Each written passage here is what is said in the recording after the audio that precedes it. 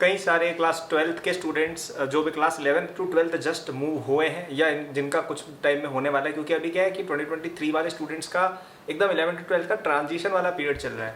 तो कौन से चैप्टर्स आपके लिए सबसे ज़्यादा मैक्सिमम इंपॉर्टेंस रखते हैं, आज हम उनका डिस्कशन करेंगे अच्छे से। एंड तक अवश्य देखना, ये सारे चैप्टर्स पढ़ लेना, तुम्हारा 12th बहुत ही अच्छा जाएगा। ठीक है, एक अनाउंसमेंट छोटी सी इससे पहले कि आज है 21 अप्रैल और 23 अप्रैल तक हमारे JEE 2023 कोर्स पे 50% डिस्काउंट रहेगा।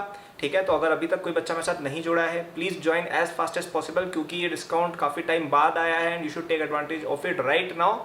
2023 तक की आप वैलिडिटी ले लीजिएगा, ताकि आपका तब तक जब अगर पोस्टपोनमेंट भी होता है ना एग्जाम का, इफ़ यू परचेज 2023 वाली वैलिडिटी, हम तब तक उसको इंक्रीज भी करेंगे। ओके, इस कोर्स से आप इंडिया के अंदर सबसे बेस्ट और सबसे फास्टेस्ट तरीके से अपने सिलेबस को कवर कर सकते हो। And if you study it full it, you are guaranteed to get into a good college including IITs। ठीक है, तो लिंक डिस्क्रिप्शन में दिया हुआ है, और बातें हम कर लेंगे यार, है ना।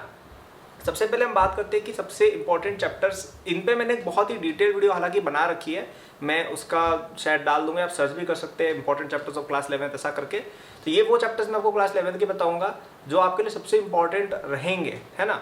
12th का देखो अभी आपका पढ़ना बच्चा है, उसमें मैं इंपॉर्टेंट आपको क्या बताऊं, वो तो अब आप पढ़ो, अब पढ़ोगे ना, लेकिन हम 11th का जरूर डिस्कस कर सकते हैं। तो देखो सबसे इंपॉर्टेंट चैप्टर वही रहेगा सबसे पहली प्रायोरिटी पे, जो आपको जो 12th में यूज होता है ना 11th के कुछ चैप्टर 12th में, सबसे पहले वो रहेंगे। तो उनकी एक लिस्ट मैंने बना रखी है, फटाफट से बता देता हूँ। फिजिक्स में रहेगा NLM, work power energy gravitation. क्यों? क्योंकि NLM पे पूरी फिजिक्स डिपेंडेंट है, वर्क पावर एनर्जी पे भी जो कॉन्सेप्ट्स होते हैं एनर्जी वगैरह के, वो यूज होते रहते हैं पूरी फिजिक्स में, और ग्रेविटेशन पे आपका पूरा इलेक्ट्रोस्टैटिक्स वगैरह डिपेंडेंट है। ठीक है, बाकी चैप्टर्स आप जैसे मोमेंट ऑफ इनर्शिया नहीं जानते, लेट से रोटेशन नहीं जानते तुम, तो भी तुम जिंदगी निकाल लोगे, एक बार आगे का समझ सकते हो राइट। लेकिन अगर या आपको जैसे फ्लूइड नहीं आता है, आप आगे का एक बार समझ सकते हो, लेकिन अगर आपको NLM नहीं आता है, आपको काइनेटिक एनर्जी नहीं पता है क्या होती है, तो आप आगे सर्वाइव नहीं कर पाएंगे। तो इनको सबसे पहले पढ़ सकते हैं, चाहे तो इसमें SHM भी आप इंक्लूड कर सकते हैं, SHM के भी कुछ कॉन्सेप्ट्स आगे यूज होते हैं। और आपका जो बेसिक्स ऑफ फिजिक्स होता है ना, कि वेक्टर्स क्या होते हैं, थोड़ी मोड़ी इंटीग्रेशन, डिफरेंशिएशन, ये सब चीज़ें, यूनिट्स, डायमेंशन, ये तो देखो हर जगह काम आते ही है, वो आप देख सकते हो। केमिस्ट्री में थोड़ा ज़्यादा चैप्टर रहेंगे, ऑर्गेनिक में GOC, फिजिकल के अंदर आपका मोल कंसेप्ट पूरा, एटॉमिक ले सकते हो भले, इक्विलिब्रियम पूरा रहेगा। ठीक है, और आपका इनऑर्गेनिक में केमिकल बॉन्डिंग, पीरियोडिक टेबल। क्यों? पीरियोडिक टेबल और केमिकल बॉन्डिंग पे आपका पूरा का पूरा 12th डिपेंडेंट होता है, मतलब आपका पूरा इनऑर्गेनिक उस पर ही इनडायरेक्टली डिपेंडेंट है। और आपका जो मोल कंसेप्ट है वो भी हर जगह आकर होता है। इक्विलिब्रियम आपको उसमें काम आएगा इलेक्ट्रोकेमिस्ट्री के अंदर, और एटॉमिक स्ट्रक्चर फिजिक्स के साथ लिंक्ड है, तो वो 12th में जब आप मॉडर्न फिजिक्स पढ़ोगे ना तो काम आ जाएगी। तो ये इसलिए सारे चैप्टर्स कहीं ना कहीं आगे लिंक्ड है, इसलिए इनको सबसे पहली प्रायोरिटी पे हम रखेंगे। मैथ्स के अंदर बेसिक्स ऑफ एल्जेब्रा वाला पूरा पोर्शन आ गया, जिसमें आपका लॉगरिथम क्या होता है, ग्राफिंग कैसे की जाती है, इनक्वालिटी कैसे सॉल्व होती है, एल्जेब्रिक आइडेंटिटीज वगैरह हो गई, ये सारी चीज़ें बेसिक्स ऑफ मैथ्स जिसको कहा जाता है, सेट थ्योरी वगैरह, ये जो छोटे छोटे पोर्शन है ना, ये सब। इसके अलावा बेसिक्स ऑफ आपका ये है, क्या कहते हैं उसको, कोऑर्डिनेट ज्योमेट्री। ठीक है, क्योंकि जैसे स्ट्रेट लाइन है, स्लोप क्या होता है ना, फैमिली ऑफ स्ट्रेट लाइन क्या होता है, ये सब कॉन्सेप्ट्स आगे अपने आप अकर होते रहेंगे। फैमिली ऑफ, बाद में फैमिली ऑफ पैराबोला आएगा, फैमिली ऑफ एलिप्स आएगा, ये सब चीज़ें कहीं ना कहीं आएंगी ना। तो इसलिए इट इज़ मच बेटर कि आप पहले स्ट्रेट लाइन बहुत अच्छे से समझ जाए, क्योंकि वो आपके कोऑर्डिनेट की फाउंडेशन है। इसके अलावा जो ये होता है ना कॉनिक सेक्शंस, इसका जो फर्स्ट वाला पोर्शन है, मैं टेंजेंट नॉर्मल की बात नहीं कर रहा हूँ, मैं केवल इसकी बात कर रहा हूँ कि सर्कल क्या होता है, पैराबोला क्या होता है, एक्स और वाई एक्सिस के अलॉन्ग बने हुए जो नॉर्मल वाले होते हैं ना, सिंपल वाले, वो वाले कॉनिक सेक्शंस भी आप समझ सकते हैं, वो आगे आपको काम आएंगे। ठीक है, बाकी कोई चैप्टर मुझे नहीं लगता इतना कोई खास है। हाँ, ट्रिग्नोमेट्री आप ले सकते हो, ये ट्रिग्नोमेट्री फिर मैथ्स में हर जगह अकर होती है, तो इस सब पे मैंने काफ़ी डिटेल वीडियो बना रखी है हालांकि, बट चैप्टर्स बेसिकली यही है ना, जो मैंने बताया है, ये सबसे पहले आप करें, इन पे आपकी 12th कहीं ना कहीं डिपेंडेंट रहेगी। इसके अलावा आपके खुद के कोई चैप्टर्स अगर वीक हो, देखो ये चैप्टर्स तो आपको रिवाइज करने ही करने, नो डाउट, अगर इनमें से कोई वीक है सबसे पहले ये करना है। और इसके अलावा अगर आपको कोई चैप्टर करना हो, तो आपका कोई चैप्टर ऐसा है जो आपको लगता है मैं थोड़ा कमजोर चल रहा है, जैसे फॉर एग्जांपल रोटेशन बहुत बच्चों का कमजोर होता है, सेंटर ऑफ मास बहुत लोगों का कमजोर होता है, इसके अलावा मैथ्स में PNC प्रोबेबिलिटी कई बच्चों के सिर के ऊपर से चला जाता है राइट। तो इस तरह के जो छोटे छोटे पैकेट्स है, थर्मोडायनेमिक्स हो गया, इक्विलिब्रियम हो गया, हालांकि इक्विलिब्रियम का मैंने नाम ले लिया है, तो ये सब जो चैप्टर्स है जो सर के ऊपर से बाउंस होते हैं, इनको आप कहीं ना कहीं पहले अटेम्प्ट कर ले तो थोड़ा फायदा रहता है ना।